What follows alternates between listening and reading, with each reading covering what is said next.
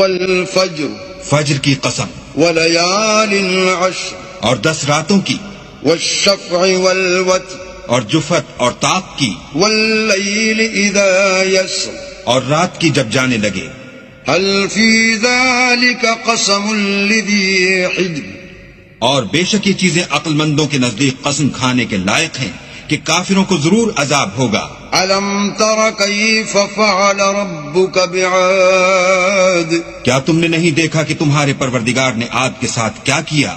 إرم ذات العماد جو ارم کہلاتے تھے، اتنے دراز قد، التي لم يخلق مثلها في البلاد کہ تمام ملک میں ایسے پیدا نہیں ہوئے تھے۔ وثمود الذين جابوا الصخر بالواد اور سمود کے ساتھ کیا کیا جو وادی قرا میں پتھر تراشتے اور گھر بناتے